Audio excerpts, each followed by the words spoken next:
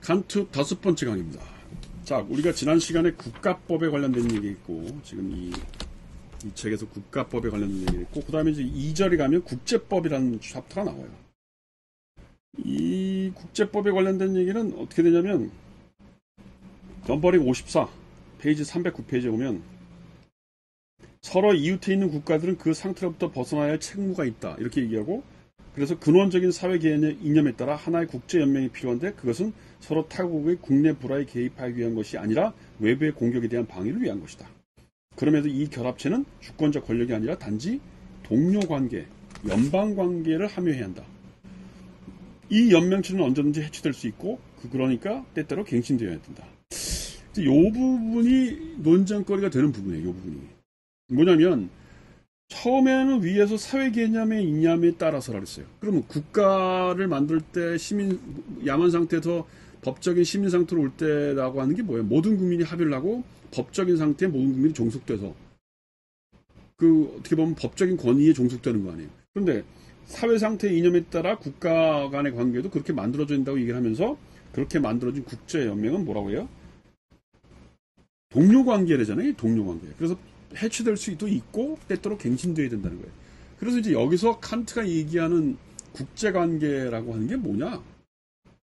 라고 하는 논쟁이 생겨요. 국가 간의 관계라고 하는 거는 시민사회에서의 관계하고 같은 거냐? 아니면 다른 거냐? 이런 문제가 생기는 겁니다. 그게 이제 나중에 영국평화론에서 또 다시 한번 반복이 되는 거죠. 그러나 하여튼 일단 그것만 확인합시다. 여기 보면 317페이지 똑같은 말이 나와요. 넘버링 61페이지에 보면 제 국민의 자연 상태는 개별 인간들의 자연 상태와 마찬가지로 법적 상태로 들어서기 위해 응당 벗어나야 될 상태이다. 그러기에 이러한 일이 일어나기 전의 제 국민의 모든 권리와 국가들이 전쟁을 통해 취득하거나 보존할 수 있는 모든 외적인 나의 것과 너의 것은 순전히 잠정적인 것이며 오직 보편적인 국가연합에 의해서만 확정된 것으로 나타나고 참된 평화가 될 수 있다. 이 부분은 조금 더 국가 간의 관계를 더 국제연합이라고 하는 아까 우리가 읽었던 동료 관계, 느슨한 관계, 이런 관계가 아니고 훨씬 더 법적인 상태를 강제할 수 있는 것처럼 느껴지는 말을 해요. 그렇죠? 그래서 지금 이 같은 챕터 안에, 같은 2장 안에 국제관계를 표현하면서 칸트의 입장이 조금씩 달라지는 이유가 뭐냐?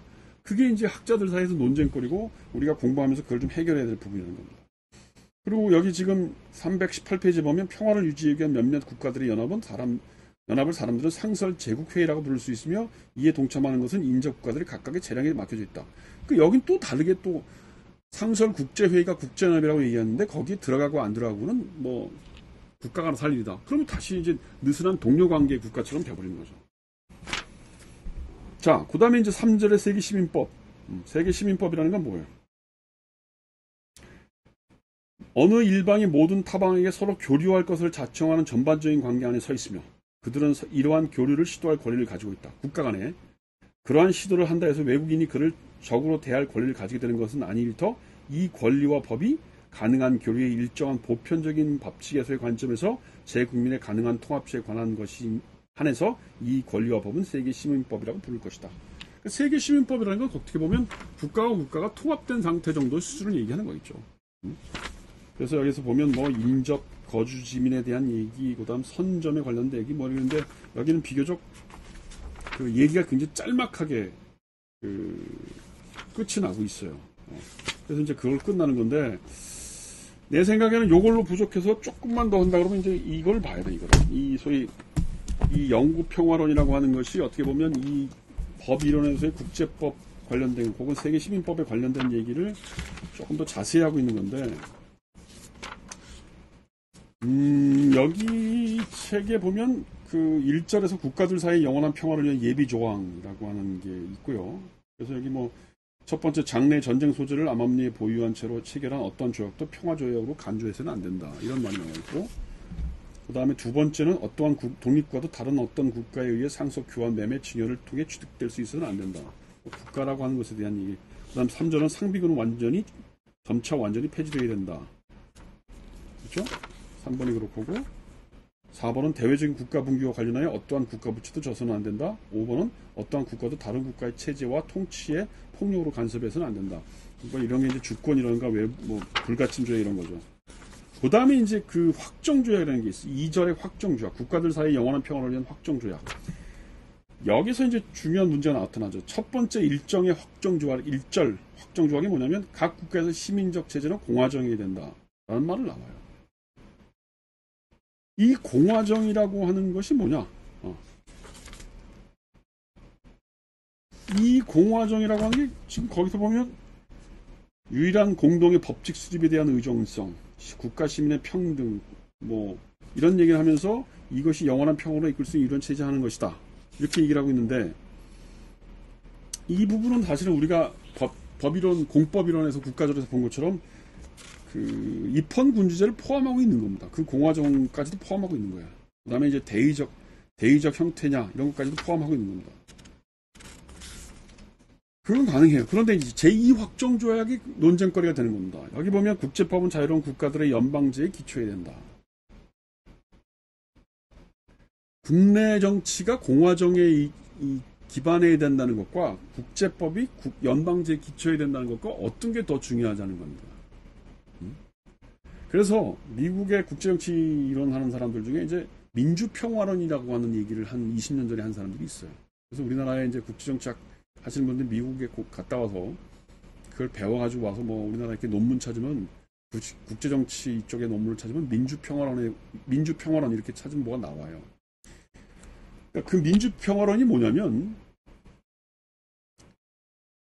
공화주의라고 칸트가 얘기하는 그 소위 영국평화론에서 칸트가 얘기하는 이 공화주의라고 하는 그 내용을 민주주의라고 바꾼 거죠. 그래서 민주주의를 지향하는 국가 혹은 정치 체제가 민주주의 체제는 평화를 지향하기 때문에 전쟁을 안 한다. 이런 걸 얘기하는 논리예요. 그래서 그렇게 뭐 미국 정치학 하는 사람들이 하는 그 스타일이 있어. 이렇게 통계적으로 쭉 무슨 전쟁이 일어나는 것과 그 전쟁을 도발시킨 나라들의 정치체를 이렇게 비교하는 거예요. 그래서 무슨 그 미국 애들 좋아하는 것처럼 무슨 아랍 지역에 있는 사람들은 뭐 왕정이고 군주정이 아직 남아있는 데는 아직도 도발적인 전쟁이 많다. 근데 민주주의 유럽이나 미국은 정치체제가 민주적이기 때문에 뭐 도발 전쟁을 하지 않는다. 뭐 이런 얘기를 하는 겁니다. 근데 이제 딜레마가 뭐냐면 레이건 정부 이후에 레이건이 무슨 그 세계 평화를 유지한다고 전쟁을 많이 도발을 했거든요. 그럼 이건 뭐냐?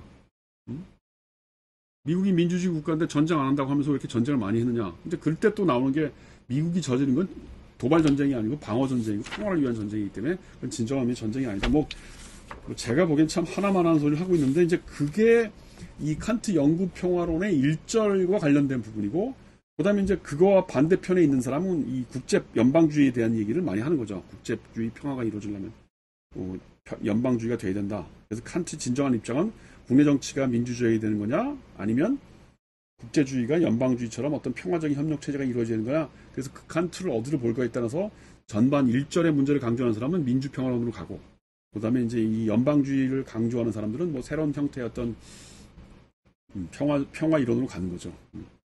그 2절 잠깐만 읽어보면 이 확정 조항이죠. 페이지를 124페이지. 제가 가지고 있는 판본이 이겁니다.